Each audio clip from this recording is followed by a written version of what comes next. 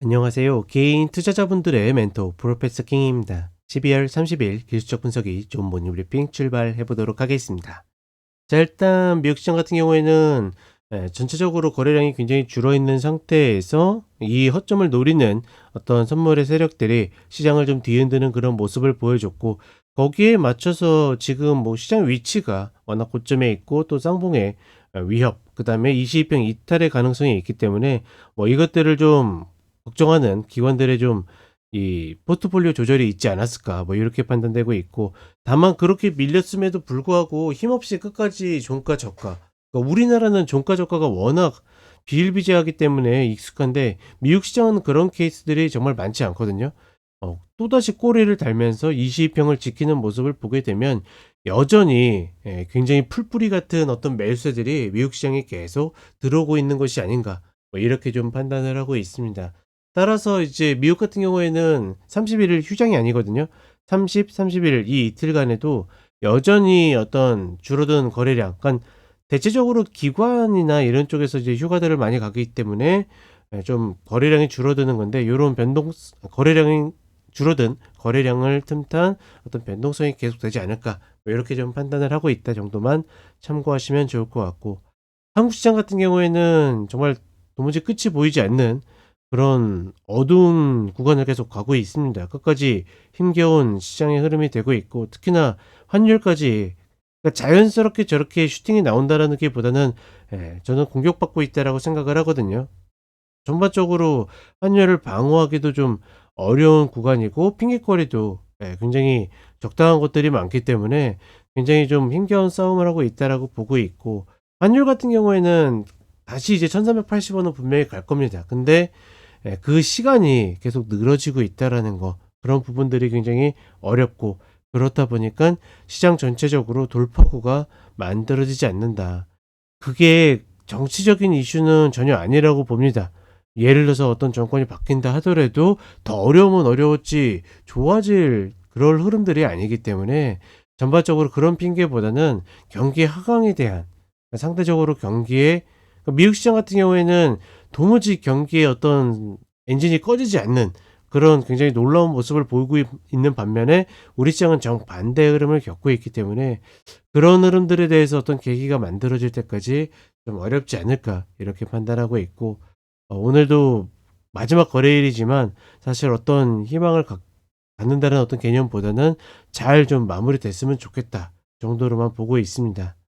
자, 내일 같은 경우에는 휴장, 그냥 31일은 휴장이고 1월 2일은 10시에 지연 개장한다라는 거 참고하시면 좋을 것 같습니다. 자, 간단하게 차트 보도록 하겠습니다.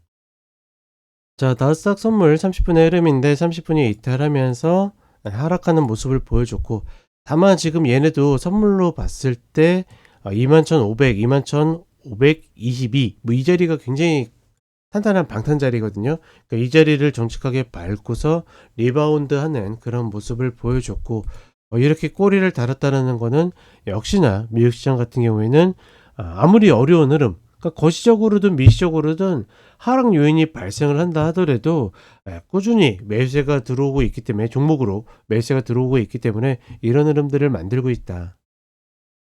그렇다 보니까 일봉상으로도 사실 이 22평만 이탈했다라 그러면 쌍봉이 거의 확정될 뻔했는데 지키면서 마무리가 되다 보니까 아직까지 확정은 아니다라고 보고 있고, 만약에 이 쌍봉이 완성이 된다라 그러면 최소한 양훈 상단이나 122평까지의 조정을 염두에 둬야 된다. 그러니까 이 자리를 이탈하게 되면 이제 내년 연초에 미국 시장의 어려움을, 그러니까 어려움까지는 아니겠지만 조정을 겪는다라고 보시면 되겠고, 다만 이걸 딛는다라 그러면 여전히 상승을 향한 파동이 계속된다라고 인지하시면 되겠다.